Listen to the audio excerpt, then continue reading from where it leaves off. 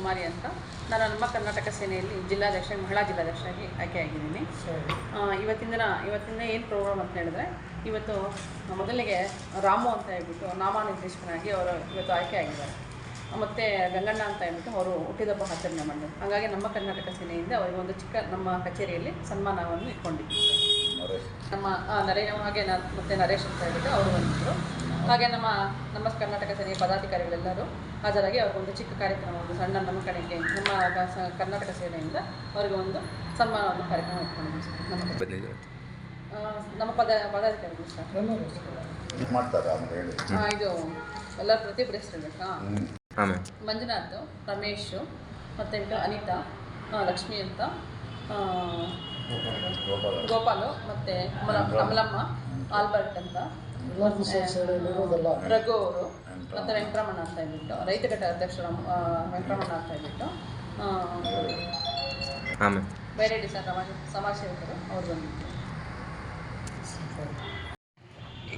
ನಮ್ಮ ಕರ್ನಾಟಕ ಸೇನೆಯಿಂದ ಜಿಲ್ಲಾಧ್ಯಕ್ಷರಾದ ನಾನು ಈಗ ತಿಳಿಸಿಕೊಡುವುದೇನೆಂದರೆ, ನಮ್ಮ ನರೇಂದ್ರ ಬಾಬು ಅವರು ಗಂಗಣ್ಣ ಅಂತ ಕಾಂಗ್ರೆಸ್ ಮುಖಂಡರಾಗಿದ್ದಾರೆ.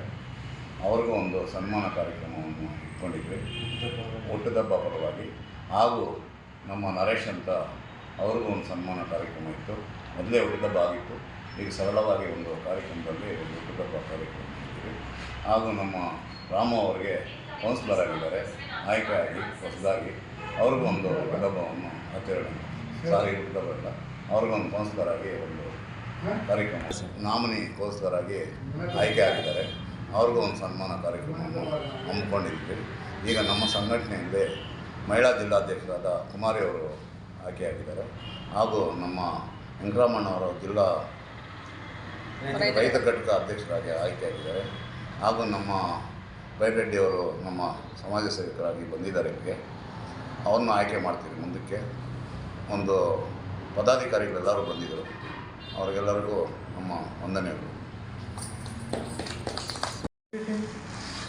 ಸಮಾಜ ಸೇವಕರು ಕೋಲಾರ ಇವತ್ತು ನಮ್ಮ ಕರ್ನಾಟಕ ಸೇನೆ ವತಿಯಿಂದ ಒಂದು ಸುಂದರವಾದ ಕಾರ್ಯಕ್ರಮವನ್ನು ಏರ್ಪಡಿಸಲಾಗಿತ್ತು. ಈ ಕಾರ್ಯಕ್ರಮಕ್ಕೆ ಎಲ್ಲ ಪದಾಧಿಕಾರಿಗಳು, ಸದಸ್ಯರು ಎಲ್ಲ ಆಗಮಿಸಿ ಈ ಕಾರ್ಯಕ್ರಮವನ್ನು ಯಶಸ್ವಿಗೊಳಿಸಿದ್ದಾರೆ. ಈ ಕಾರ್ಯಕ್ರಮಕ್ಕೆ ಆಗಮಿಸಿದ್ದ ಎಲ್ಲರಿಗೂ ವಂದನೆಗಳನ್ನು ಅರ್ಪಿಸುತ್ತೇನೆ.